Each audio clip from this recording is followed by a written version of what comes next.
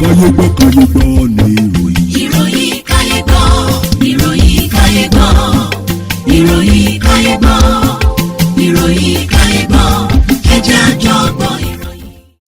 ẹ kú dédé àsìkò yìí ò ní gbogbo ibi tí ẹ ti ń gbọ́ mi.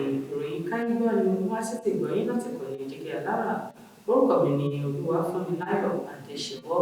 Ṣáájú ẹgbẹ́ kókó tó wà nínú ìròyìn yìí. Ọmọ ọdún mẹ́tàdínlógún kan ni iná gbẹ̀mí rẹ̀ níbi ilé kan tí wọ́n ń kọ́ ní ìpínlẹ̀ Èkó.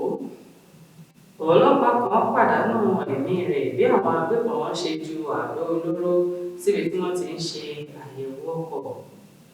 Àwọn agbébọn ní ìpínlẹ̀ Kaduna gbé àwọn 8 nínú mọ̀lẹ́bí kan àti ìyàwó akọ̀ròyìn pẹ̀lú àwọn obìnrin rẹ̀ 2. Àfúrásì àwọn ọmọ ẹlẹ́gbẹ́ òkùnkùn gbẹ̀mí adarí ilé ìtura kan ní ìpínlẹ̀ Kwara. Ètò tẹ̀síwájú nínú ìròyìn yìí, ẹ jẹ́ kí a dókè lọ́hùn fún ìpolówó ọjà.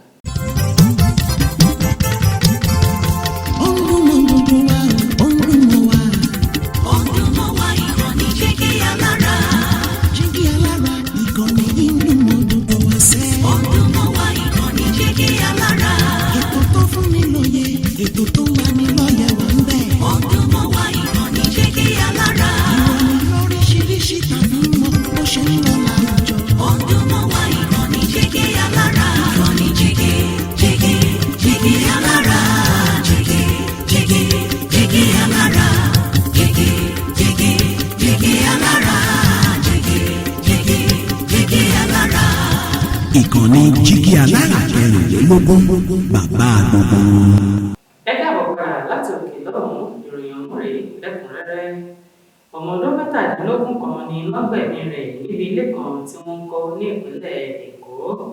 Iléeṣẹ́ ọlọ́pàá ti ìpínlẹ̀ Èkó ti fìdí ikú ọmọ ọdún mẹ́tàdínlógún kan múlẹ̀ níbi ilé kan tí wọ́n ti ń ṣiṣẹ́ pẹ̀lú ọkọ ìyá rẹ̀. Alukoro fún iléeṣẹ́ ọlọ́pàá ní ìpínlẹ̀ náà Benjamin Hundeyi ló fìdí ìṣẹ̀lẹ̀ náà múlẹ̀ ní ọjọ́ àbámẹ́ta Sátidé.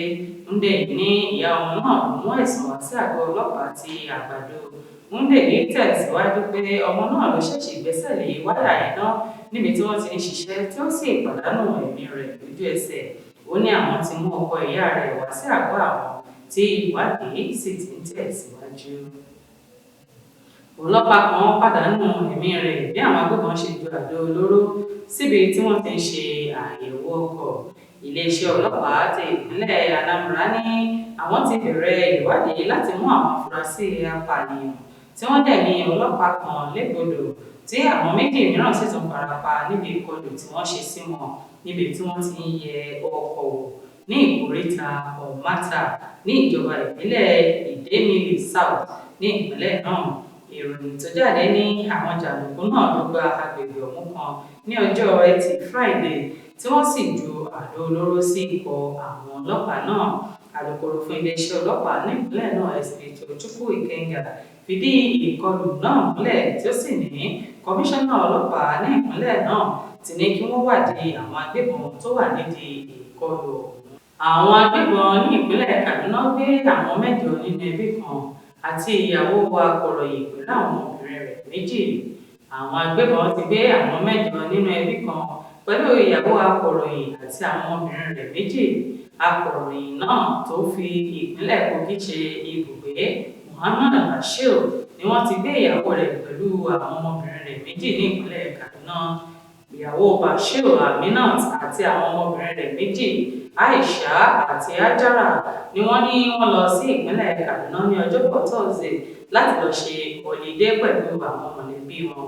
Gẹ́gẹ́ bí Bashir ṣe sọ, ó ní àwọn mọ̀lẹ́bí 8 tí wọ́n gbé ní Aisha, Saba, Khadija, Haruna, Adamu, Haruna, Muhammad Abubakar, Asma'u Abubakar, Usman Abubakar, Muhammad Abubakar àti Hawa Muhammad. Ó ní wọ́n ti fi ìjínigbé náà tó àwọn ọlọ́pàá létí tí wọ́n sì mú dá wọn lójú pé wọn yóò dóòlà wọn tí àwọn yóò sì mú àwọn tó lọ́wọ́ nínú ìjínigbé ọ̀hún. Àfúrásì àwọn ọmọ ẹlẹ́gbẹ́ òkùnkùn gbẹ̀mí adarí ilé ìtura kan ní ìpínlẹ̀ Kwara.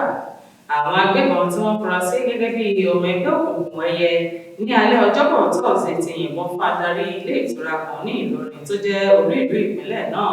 Olóògbé náà tí wọ́n pè ní Anthony Balógun ló ń rí sí kò kárí ètò ilé ìtura ọ̀hún tó jẹ́ ti ìyá rẹ̀ ní agbègbè Olúńládé ní Ìlọrin.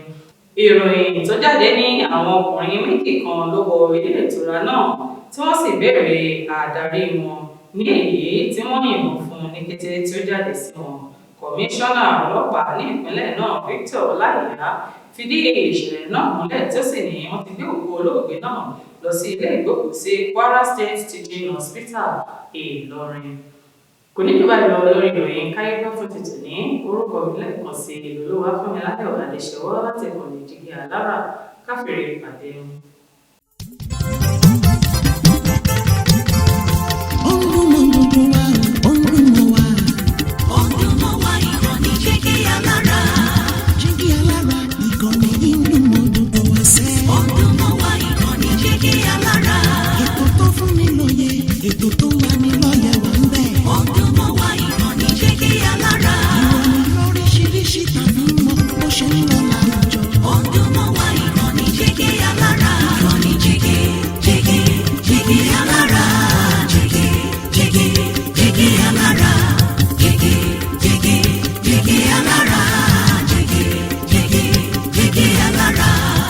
Ìkànnì Jígí Alára 24 bàbá gbogbo.